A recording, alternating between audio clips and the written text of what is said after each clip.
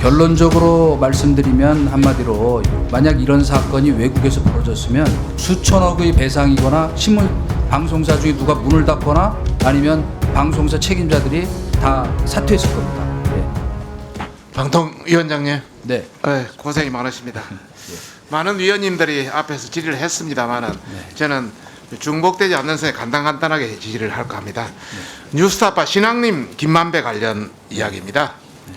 뭐 물론 2월 21일이나 2월 25일도 뭐 그런 내용이 있었습니다만은 3월 6일 뉴스타파 바로 게재 이후의 사항만 말씀드리고자 합니다.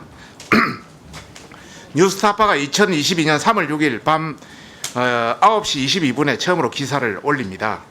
그러고 나서 바로 받는 분이 이재명 후보의 페이스북입니다. 네. 그리고 바로 받는 매체가 전라일보입니다. 네. 그리고 바로 받는 매체가 경향신문 오마이뉴스입니다. 또 거기에 따라서 MBC, KBS 등 인터넷 신문을 번져갔고요. 또 KBS, MBC, YTN, 라디오 이런 쪽으로 쫙 번져가고 있습니다. 이게 하나의 전체적인 현상이고요. 그리고 그 다음 보시면은 3월 6일부터 벌써 네이버 영역에서 김만배 음성 파일 뉴스타파 가짜뉴스가 이 랭킹 1위로 올라가고 있습니다. 이렇게 네이버라든지 이런 포털이 이렇게 아무 그것도 없이 그냥 1위 하면 이거 전국으로 완전히 하루에도 뭐 1,500만, 3,000만이 보는 이런 데서 여론이 주도돼 버리거든요. 여기에 대해 책임질 방법을 강구해야 되는 거 아닙니까? 뭐 당연히 그렇고 조금 표현이 거친지는 모르겠습니다만 현재까지 드러난 모든 정황 증거를 갖고 판단한다면 심증으로 정교하게 기획된 짜고 치는 고스톱이다 이렇게 얘기할 수밖에 없습니다. 예. 3월 7일 날 6일 다음 날 3월 7일 보면 MBC가 내 꼭지로 집중적으로 보도합니다. 이게 공영방송으로 할 태도라고 보십니까? 검증되지 않은 사실은 가짜뉴스라고 해서 악의적으로 기획된 것뿐 아니고요. 이것은 그래서 게이트키핑이 중요하고 그래서 말하자면 어떤 숙련된 그 판단력이 중요한 게 저희도 옛날에 데스크 할 때 보면 이 기사는 분명히 이상한데 다시 확인하라 그러거든요. 이거는 누가 봐도 알겠습니다. 조금만 알면 예. 이것은 이상하다 하는 걸 하루 전날에도 그대로 어떻게 그걸 보도를 합니까? 선거 하루 통일 때. 전날에도 KBS 9시 뉴스부터 예. 또 MBC PD 수첩까지 왕창 방송합니다. 네. 이것이 공영방송 이래 해도 됩니까? 뭐 뭔가 근원적 개혁이 필요하다고 그런 데 생각합니다. 계획이 필요하지 네. 않겠습니까? 네. 그리고 이재명 선거 캠프도 조직적으로 다 가담합니다. 어떤 의원은 커피 한 잔 덮은 윤석열 게이트의 시작. 여기 우리 가방위 의원들도 있습니다만은 윤석열이 직접 커피를 타줬다는 커피는 1,800억 원짜리 대장동 커피라고 이야기도 하질 않나. 커피 타주고 재덮어준 스폰서 검사 윤석열이라고 우리 가방위 의원들도 이야기하고 있습니다. 이렇게 이재명 선거 캠프도 총 집중대가 하고 있습니다.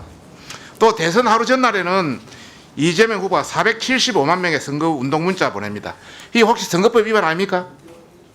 뭐 이제 저 검찰 수사 등을 통해서 입증이 될 것으로 봅니다. 네. 거의 사실 유포기 때문에 선거법 위반도 6개월이 넘었기 때문에 예. 기간이 넘었기 때문에 처벌을 하기는 힘들겠죠. 예, 그렇습니다. 예. 그다음에 정보통신망법에 의해서 명예훼손으로 충분히 할 수 있다고 보는데 어떻게 보세요? 지금 저 앞에 말씀하신 이재명 당시 후보죠. 후보도 정치자금법이나 뭐 여러 가지 선거법상 제재는 어렵더라도 충분히 명예훼손에 의한 그 형사적인 처벌이나 배상은 추진이 가능하다 이렇게 알고 있습니다. 475만 명의 선거운동 문자 비용이 가장 최소로는 4,800만 원. 네. 많게는 뭐 상당히 더 많이 넣을 수 있는데 이거 전부 세금으로 보전받았거든요. 네. 환수해야 되는 거 아닙니까? 예, 뭐 당연히 사실이라면 예, 환수해야겠죠. 뉴스타파의 이 대선 공작은 천인공노할 사건입니다. 아까 위원장님께서 말씀했다시피 여기에 가장 이익을 보는 사람은 누굽니까? 이런 전체 이 기사에 이익을 보는 사람. 이재명 후보 아니겠습니까? 그죠? 그러면 결국 이재명 후보를 위해서 기획된 시나리오, 총괄 기획된 시나리오다. 저도 그렇게 똑같은 해석을 합니다.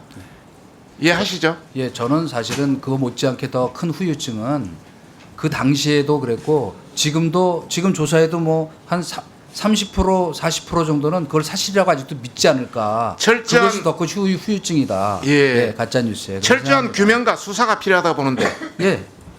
그리고 이 관련한 KBS 네. 책임 추궁을 해야 되는 지금까지 모든 북풍 사건, 강호병, 사드, 무슨 전화남 이런 가짜 뉴스가 있어도 제대로 처벌을 하지 않고 했기 때문에 이런 수조가 계속 이런 사건이 계속 반복되고 있는데 이번에는 이를 계기로 인해서 예. 뭔가 결론적으로 말씀드리면 한마디로 만약 이런 사건이 외국에서 벌어졌으면 아마 수천억의 배상이거나 신문 방송사 중에 누가 문을 닫거나 아니면 방송사 책임자들이 다 사퇴했을 겁니다. 예. 네, 수고하셨습니다.